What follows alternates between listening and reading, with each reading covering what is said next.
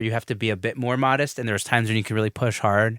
Like I feel like us in our mid-30s with kids, like, you know, it's a harder time to kind of go full steam ahead, I feel like, whereas, in the 20s and maybe in our 40s or, we'll see that maybe there's a bit more time and space to do that, Yeah.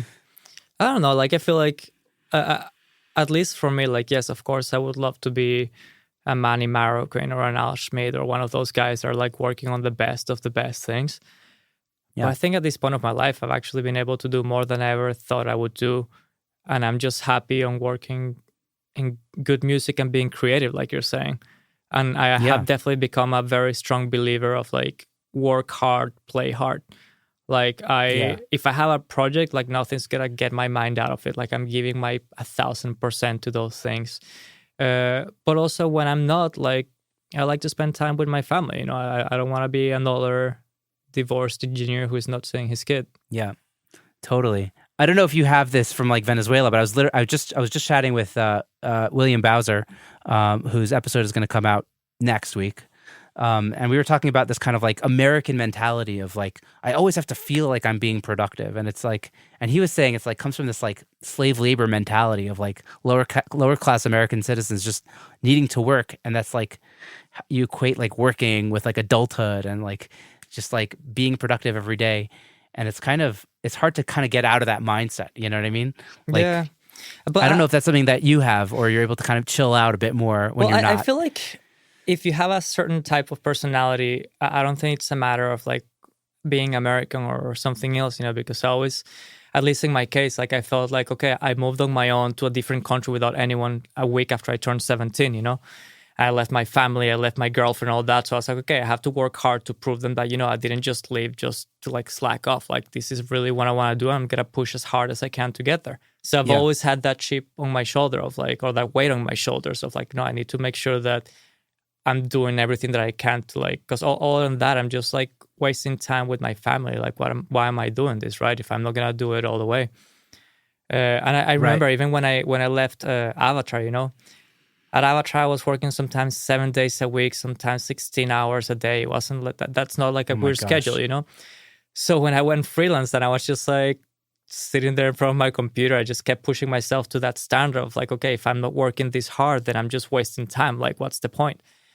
And then at some point you realize it's like, well, I don't really have anything to do right now. It's like, it's okay to like relax. At the end, it's like we work on something creative, right? And for me, at least, like I definitely need breaks.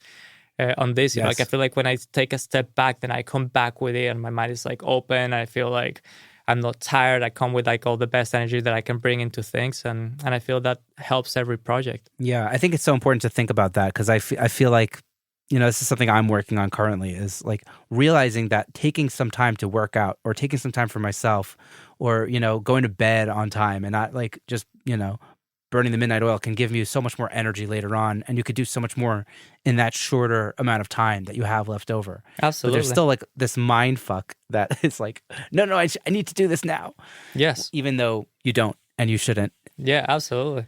Well, and also because it's like, again, with you'll have a kid as well, So for me, since I had my kid, like now I drop him off at school and I'm in my studio at 8:30 in the morning.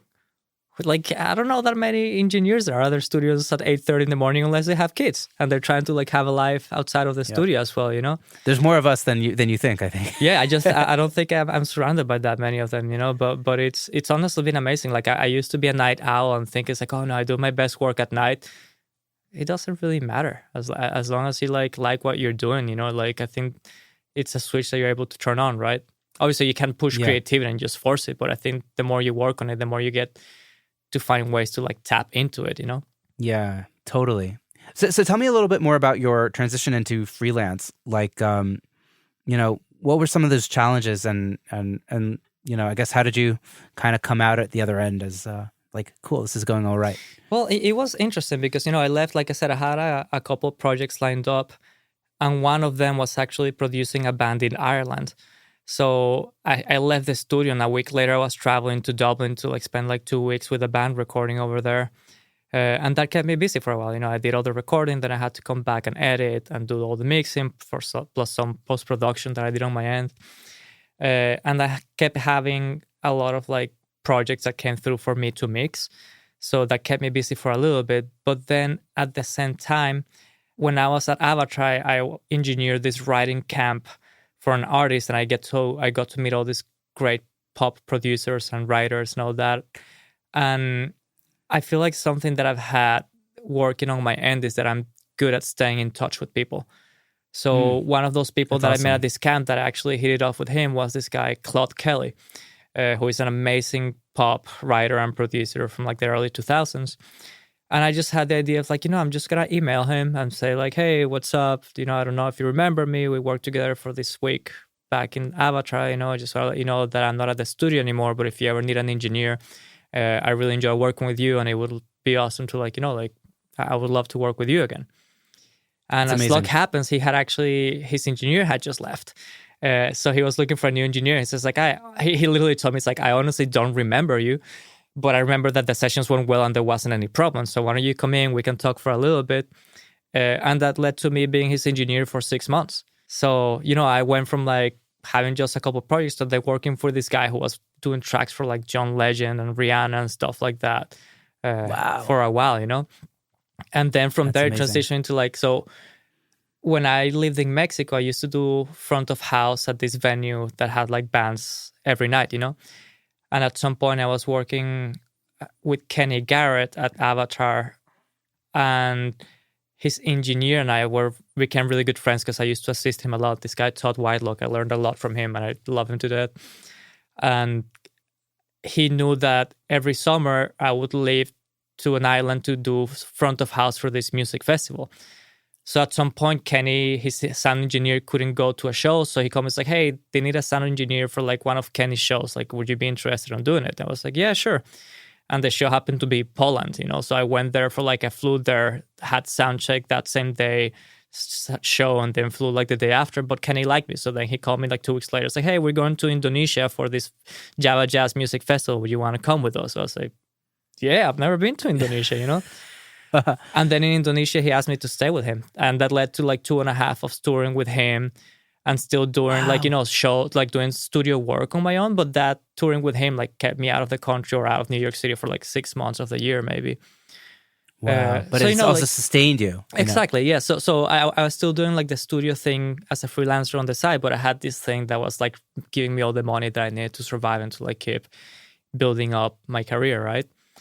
And I got to a point where I was just like, okay, I'm actually getting more and more busy doing studio stuff, which is what I really love. So then I stopped touring with Kenny, and I just focused in this stuff at that point. Was that a hard break? Was it hard to kind of say, I got this other work happening, like, thank you, but no thank you? Yeah, well, I really learned a lot touring. Like doing front of house is so nerve-wracking. Like it doesn't matter, at least for me, like it doesn't matter how many shows I did. Like every show was like a challenge, Sometimes you get to a venue that has a great sound that is like treated and everything is like, in 10 minutes you get everything sounding beautiful.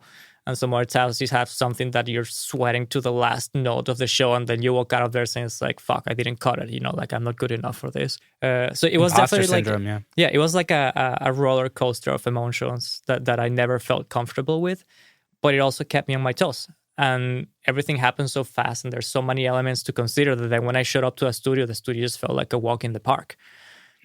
So it helped on that end. But no, I think like at that point, I had I was done with my touring life with that project. And so it was, obviously it's hard to say no to money, but again, if I wanted to just make money, I would be doing something different. I wouldn't be in this industry. That's right. Just doing money is not a reason to go into the music industry. Yeah. People that are in it for the money are not going to last. That is 100% true. Yeah. Well, you mentioned that you loved, being in studios with live musicians, and like Avatar is like, I guess, the epitome of that, kind of like maybe Capitol or Abbey Roads or whatever. So what's your setup look like now in Brooklyn, and how are you able to are you doing live, recording? What does that look like, and how have you been able to make it work? Well, I still work in a lot of our studios. My studio here I have a control room, a small live room, and an extra booth. So I can definitely do some of that stuff, but I still go to bigger places to do drums.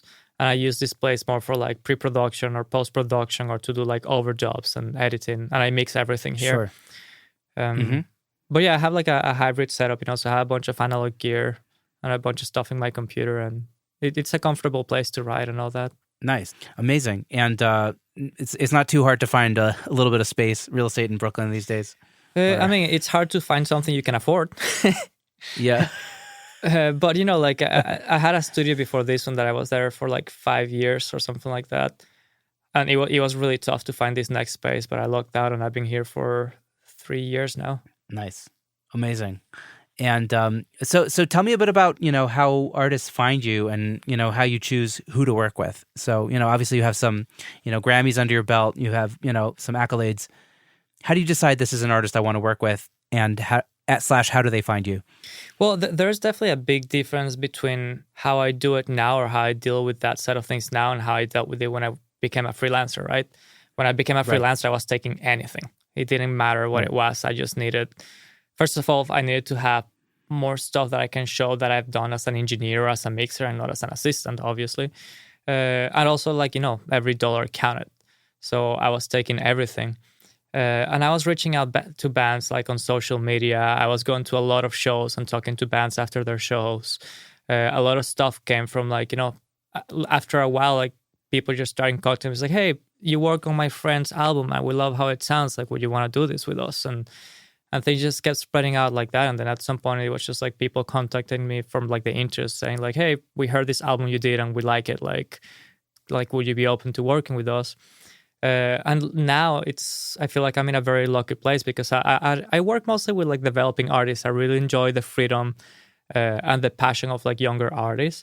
And I feel not that I wouldn't love working on a top 40s thing that everyone is going to listen to, but I feel with this sort of artists, there's no as big of a need to make them fit in one box, we can really push into whatever direction they have or whatever we're trying to come up with together. There's more creative freedom. Exactly. And that is something that I'm really, really attracted to. So, nice. So, as long as I like the music, I'm into it. That's the big thing. Thing is different. When you're engineering or mixing, you can always find a good way to make things sound good. And find something that keeps you interested in the project. But producing, if I don't love the music, it's just a waste of time for me. And obviously that means that I'm not the right producer for the project. Right. So production is you're very picky about which projects you're willing to produce. But for mixing, it's a bit more open and, cool. Yeah, I would say that's still mixing. I'm a little bit picky with okay, I have to like it. And obviously you have to have a conversation with the artist and make sure that you're on the same page. Because there's nothing more frustrating than doing something that you think is amazing and then the artist says yeah, this is not really what we're going for.